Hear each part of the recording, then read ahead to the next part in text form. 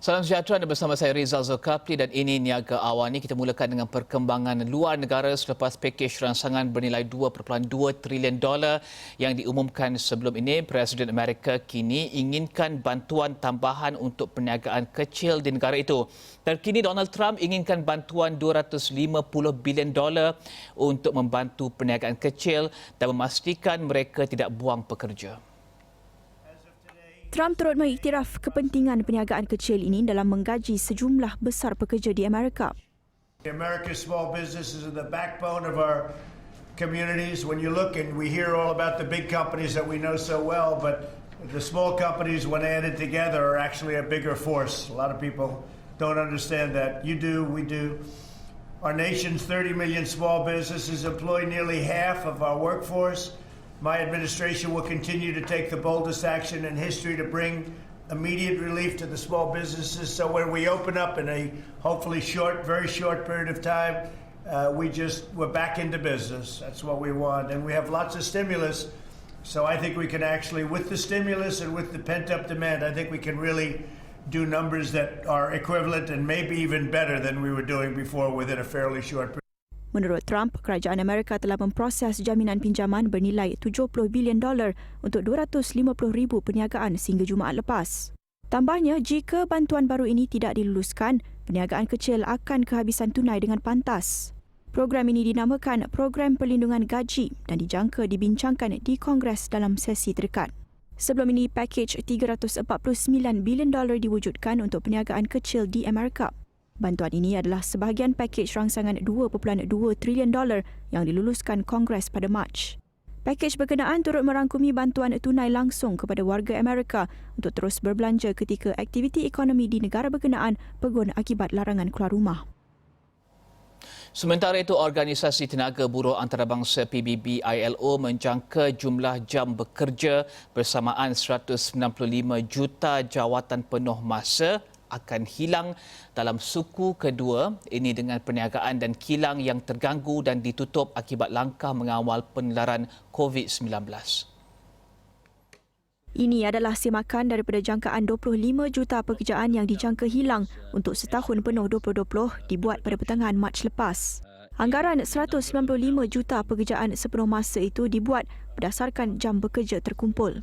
We are all aware, I think, in the current circumstances that the pandemic is having very serious consequences for the world of work in a situation where just over 4 out of every 5 workers lives in a country where partial or total lockdowns are in operation. In fact, there are 4 sectors which are being most heavily affected by what is happening. Those are the sectors for food and accommodation, retail and wholesale activities, business services and administration, and then manufacturing industry. And if you take aggregate employment in those 4 sectors, it adds up to 37.5% of global employment. So this is where the sharp end, if you like, of the impact of the pandemic is being felt right now.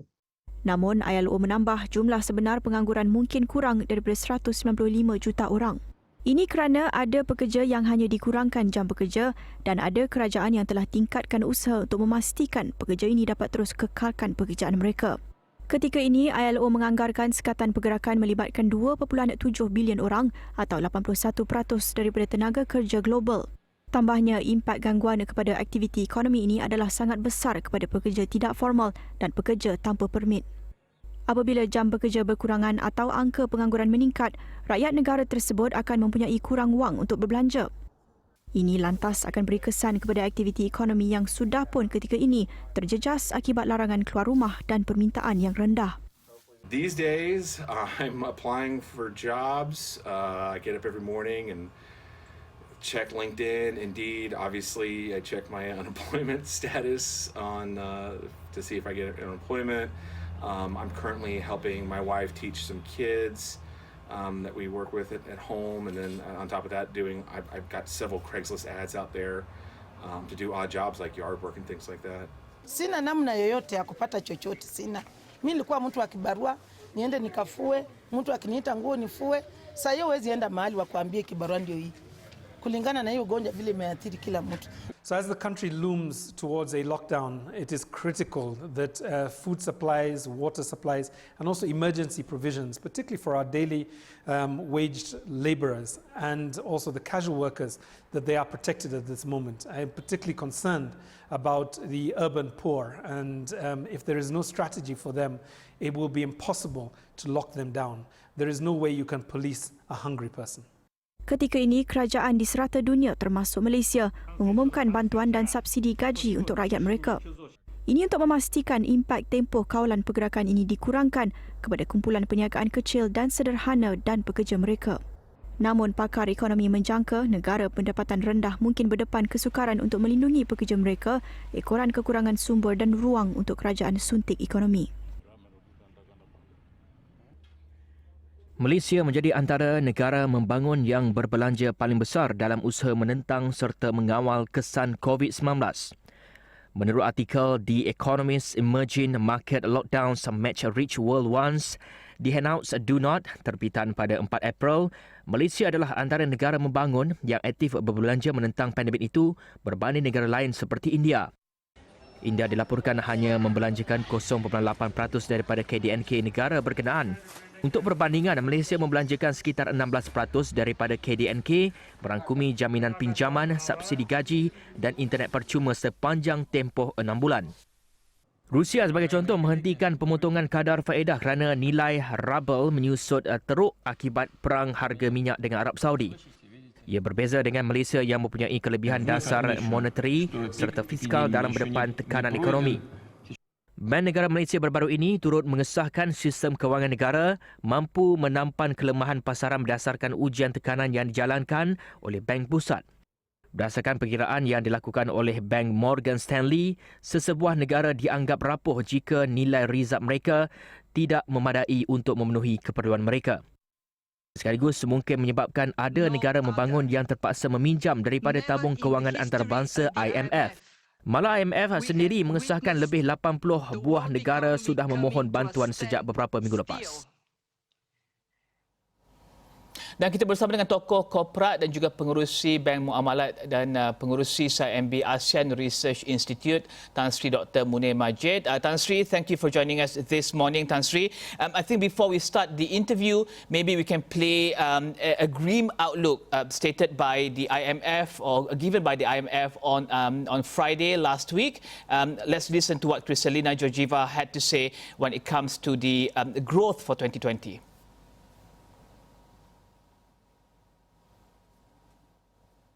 Kita dengarkan apa yang Kristalina Georgieva katakan. This is a crisis like no other. Never in the history of the IMF we have witnessed the world economy coming to a standstill. We are now in recession. It is way worse than the global financial crisis. We know that in many countries health systems are weak. We know that in flight to safety, a lot of capital has left the emerging economies, the developing world. Nearly $90 billion have flown out. This is way more than during the global financial crisis. And Tan Sri, that was the Managing Director of the International Monetary Fund, Kristalina Georgieva. We heard what she has to say about the growth for 2020. And I think yesterday we saw how Japan announced a stimulus package worth about 108 trillion yen, about 20% of the size of the economy. Now countries are rushing to announce these stimulus packages. What do you make of these stimulus packages and this debt-driven growth catalyst for 2020? Do you think it will achieve something? Well, good morning. I think they're all trying to get domestic demand going because supply chains have been disrupted and other economies in the world are in some kind of lockdown to a greater or lesser extent. and many supplies are not moving. There's no demand. At the same time, because lockdowns in domestic economies, there is hardly any production taking place. There's no income, and therefore there's no demand. And there's no supply, there's no demand. This is a crisis both on the supply and the demand side.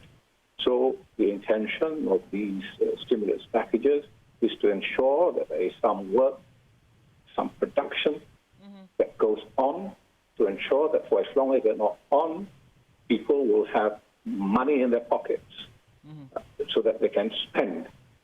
But these packages actually will only work within domestic economies, given that the international economy is in a lockdown situation.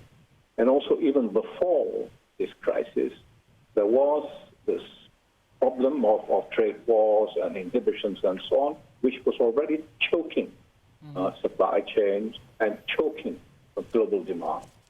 This has only become worse because of this crisis, and countries are finding the respective domestic economies as I said, being choked.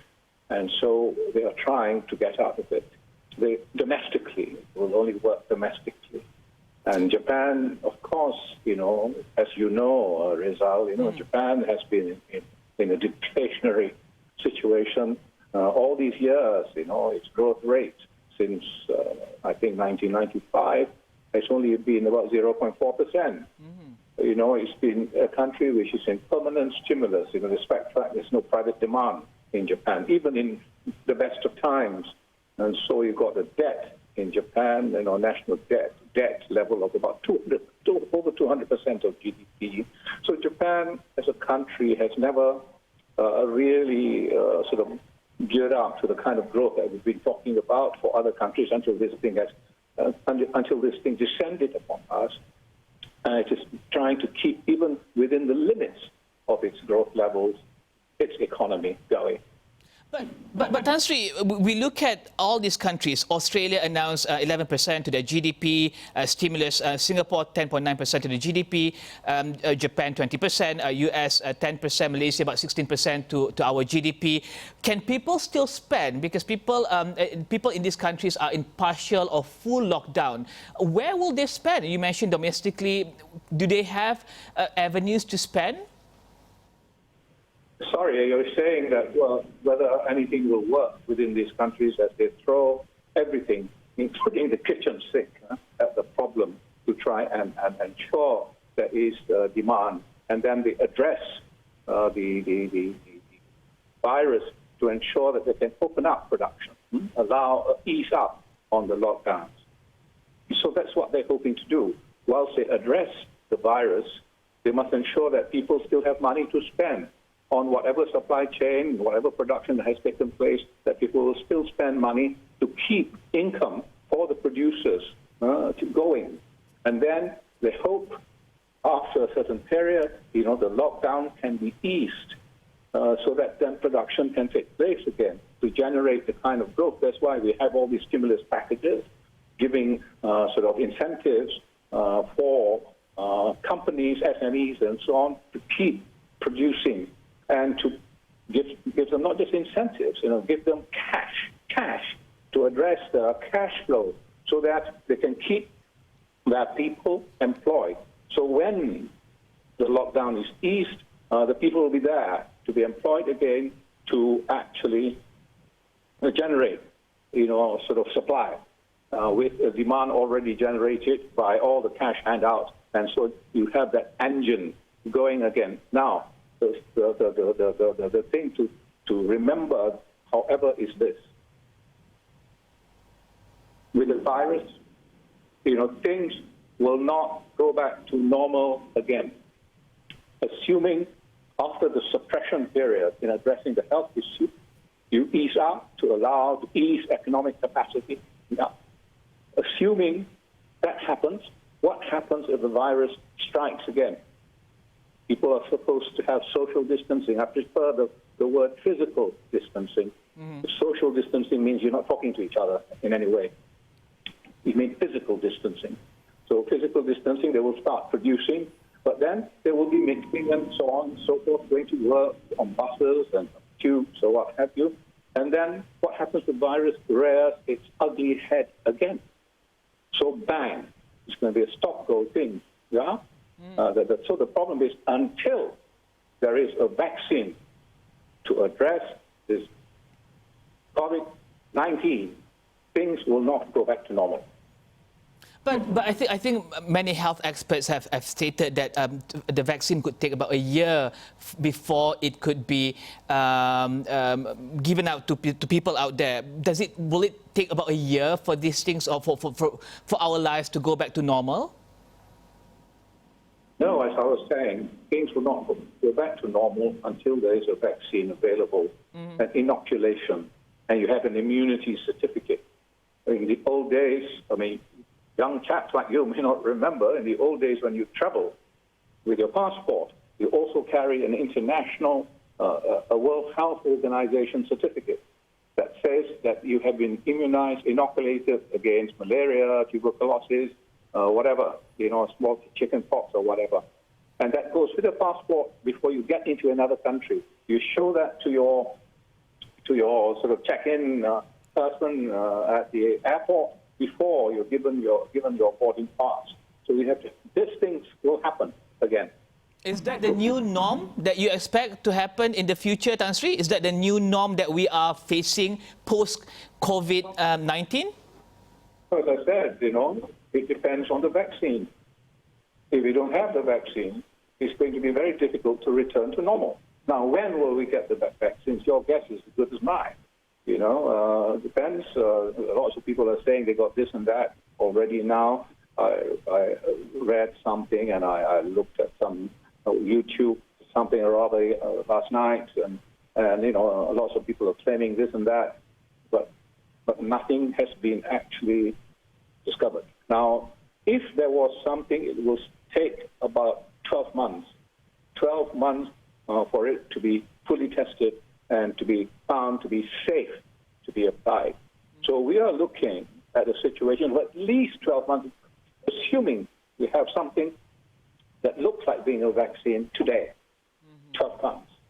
And so the search for a vaccine is the most critical things that need to happen. In the meanwhile, so what happens to our lives? We're having very extraordinarily strange lives, right? You and me and everybody else around the world. We can't travel, we can't meet our family or whatever. If we are separated from them, we don't go to work, we work from home, which means until we adjust properly, the productivity will come down as well, insofar as productivity is going on in industries and services where working from home has an impact. Then you've got to make sure that supply chains move, the logistics of that, to move things from ports out and into ports. There's a whole load of clog up that has happened that must be unclogged. But as soon as you unclog, there is a health problem again. What do? You must have the vaccine.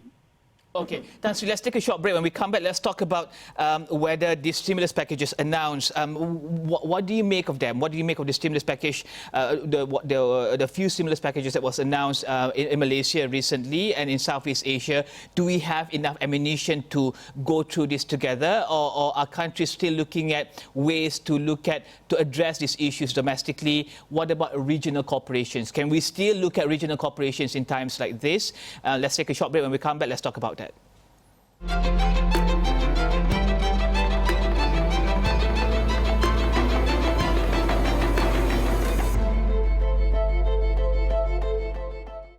Bertemu kembali, kita bersama dengan tokoh korporat Tan Sri Dr. Munir Majid, dan izinkan saya meneruskan perbincangan dalam bahasa Inggeris. Tan Sri, I think recently Malaysia with many other ASEAN countries have announced stimulus packages. Recently, the Prime Minister announced a new stimulus or an additional stimulus package to help the SMEs in this country. I think job is a key issue. What do you make of the many series of stimulus package announced in Malaysia? Do you think that's enough right now, about 16% of the GDP, and a huge measure to help the SMEs? Yes, I think the Prime Minister introduced an additional amount of 10 billion ringgit to address Malaysian SME problems just the other day. This makes in total a Malaysian stimulus package prihatin for in our country a total of 260 billion, of which 128 billion has been thrown at people who are at the bottom of the heap in our society. Much needed money for them to spend and buy food and so on.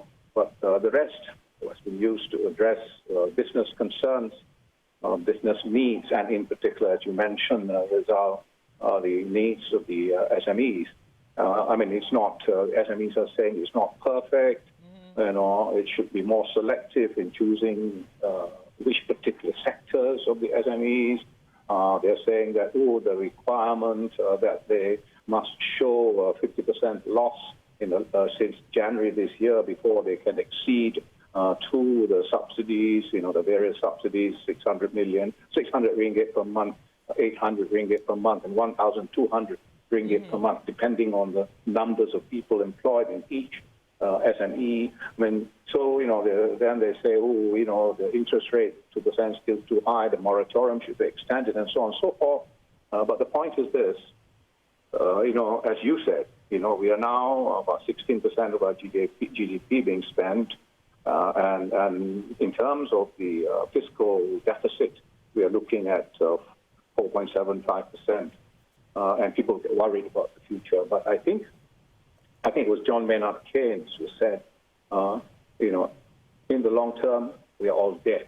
Okay, so we have to throw everything we can at this problem. Yeah, so there should be as much as we can throw. Literally now, in the long term, we don't do anything, we're dead anyway, right? And so, we have to do it. Okay, people say, it's going to affect inflation later on. It's going to affect the currency. The money is going to be wasted, and people not spend it well, and so on and so forth. If you don't do it, you're dead. Okay, let's face it.